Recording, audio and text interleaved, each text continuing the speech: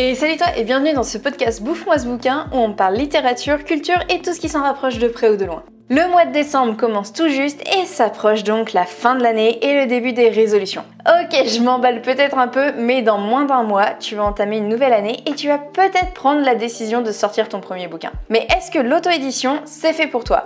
Est-ce que tu serais pas mieux au chaud dans une maison d'édition? C'est ce qu'on va voir en fait tout le long du mois de décembre et je vais te parler des côtés plutôt techniques de l'auto-édition et tu vas voir si c'est fait pour toi ou non. T'es prêt? On y va! Alors on commence avec l'entourage. Parce que dans l'inconscient collectif, l'auto-édition c'est pondre ton bouquin tout seul dans ton coin, un peu comme t'as pondu la vidéo photomontage pour les 80 ans de papy l'année dernière. Sauf que non, c'était peut-être plus ou moins vrai il y a quelques années, mais ça représente de moins en moins la réalité. Sauf si tu t'appelles Zemmour et que tu veux vraiment décrédibiliser l'auto-édition. Mais désormais, l'auto-édition, c'est une maison d'édition comme une autre et elle s'entoure de pros. Tu as une myriade de métiers qui se sont créés en fait autour d'elle et tu en as pour tous les goûts et surtout pour toutes les étapes. Correcteurs, bêta-lecteurs pro, maquettistes, graphistes sont là pour t'aider à réaliser ton bouquin.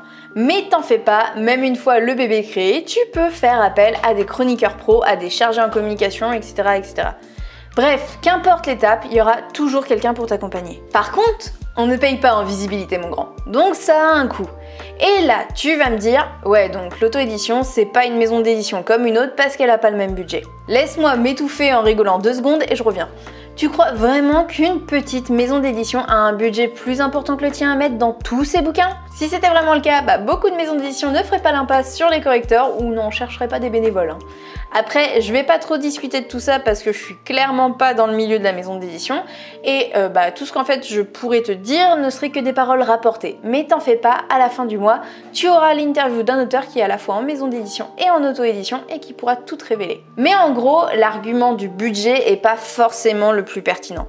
Pour ma part, quand je me suis lancée, j'avais pas un rond. Et parce qu'en fait, je sortais tout juste des études et j'ai voulu me lancer dans l'auto-édition sans rien débourser. Donc, pas de correcteur, auto-édité par Amazon pour pas avancer de frais, pas de maquettiste, pas de graphiste, j'ai tout fait moi-même.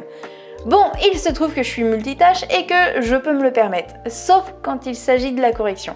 Et là, je vais revenir dessus plus tard, tu vas comprendre. J'ai pu lancer mes 2 premiers bouquins avec un budget 0 grâce à Amazon. Et range ce flingue, je sais, Amazon c'est caca, mais on en a déjà parlé toi et moi et tu peux retrouver mon podcast dessus dans le petit. Mais Amazon reste quand même ce qui se fait de mieux quand t'as pas un rond et que tu te lances tout seul dans ce bordel. J'ai tenté l'aventure solo. Est-ce que c'est réalisable? Sincèrement, oui, c'est faisable, mais je recommande vraiment pas si tu peux t'en passer. Parce que l'auto-édition, c'est être auteur, secrétaire, PDG, stagiaire et agent d'entretien en même temps. Sérieusement, faut être absolument partout. J'arrive même pas à comprendre en fait comment font ceux qui ont un job à côté. Les gars, vous dormez quand? Soit je suis une triple buse niveau organisation, soit vous avez le pouvoir de ralentir le temps. Mais va falloir vraiment m'expliquer comment vous faites. Travailler solo, c'est réalisable. Surtout quand, comme moi, tu adores toucher à tout et que tu as un gros problème pour déléguer. Mais c'est pas optimal. Ok, je suis capable de tout faire. Mais est-ce que je le fais aussi bien que quelqu'un de spécialisé dans un de ces domaines? Non, clairement. Et c'est pas parce que je sais faire qu'il faut que je fasse, bordel. Et ça, il m'a fallu beaucoup de temps pour le capter. Alors aujourd'hui, je veux toute mon indépendance niveau publication de mes romans et ça commence par me détacher d'Amazon. Je fais appel à un imprimeur pour ne pas passer par le grand méchant loup. Et je réfléchis de plus en plus en fait à vraiment me détacher de KDP. Alors certains pourraient penser que c'est du suicide et qu'il faut une communauté en béton pour éponger les pertes Amazon. Je n'aurai qu'une chose à répondre. Il n'y aura aucune perte Amazon parce que j'ai jamais réussi à vendre grâce à Amazon. Sûrement parce que je m'y prends super mal, mais ça c'est une autre histoire encore. Donc maintenant, je m'entoure d'un imprimeur. C'est le premier partenaire ou prestataire, appelle ça comme tu veux, que j'ai choisi. Au début, je pensais n'avoir le budget que pour ça, mais il se trouve qu'en fait, j'ai réussi à mettre assez de côté pour financer l'impression, donc j'envisage maintenant d'intégrer un correcteur à mon budget. Je pensais pas le faire avant longtemps, mais maintenant que c'est possible, let's go hein. Ok, avec le temps, j'apprends et je deviens meilleure en graphisme, en écriture, etc. Donc dans la logique des choses, je devrais être de plus en plus capable de bosser seule. Et pourtant en fait c'est l'inverse qui se passe. Parce que devenir pro en auto-édition, c'est pas forcément s'améliorer et devenir un meilleur couteau suisse. C'est aussi en fait apprendre ce qu'on doit déléguer ou non. C'est connaître ses faiblesses et tout simplement les trucs qui nous prennent plus de temps et se dire je vais m'entourer pour ça. L'auto-édition, c'est une grosse partie de travail solo et de toute façon, personne n'est derrière toi pour te pousser, t'encourager. Donc mon gars, t'as intérêt à être autonome, mais ça n'a pas à être obligatoirement solitaire pour autant. Fais une liste en fait des trucs à déléguer parce qu'il y en a forcément et n'aie pas peur de le faire. Le budget, il arrivera au fur et à mesure. Et si t'as l'impression que c'est foutre de l'argent par les fenêtres parce que tu peux le faire toi, sache que non.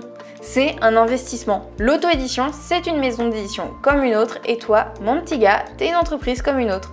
N'aie pas peur d'investir. Voilà, c'est tout pour aujourd'hui. Alors là, je te parlais plus du côté de s'entourer ou non de professionnels. Pour moi, c'est essentiel à l'auto-édition si on veut vraiment montrer que l'auto-édition, c'est quelque chose de pro. La semaine prochaine, on va parler plus concret au niveau des investissements. Qu'est-ce que je te conseille de prendre dès le début? Qu'est-ce que je prends aujourd'hui au niveau investissement et qu'est-ce que je compte faire dans les prochains mois. Donc on va parler un peu plus pépette. Je vais pas forcément te parler de montant parce qu'après on a tous des solutions différentes, on veut tous des services différents, mais au moins tu auras une idée générale des pépettes qu'il faut investir au début dans l'auto-édition. On continuera ensuite avec tout le côté administratif et après on finira le mois avec l'interview d'un auteur qui, comme je te disais, est à la fois en maison d'édition et en auto-édition. Donc tu sauras tout normalement à la fin du mois et tu sauras si l'auto-édition c'est fait pour toi ou pas du tout. Voilà, en tout cas j'espère que ça t'aura plu. Je te dis à la semaine prochaine. Je t'embrasse fort. C'était Mélanie.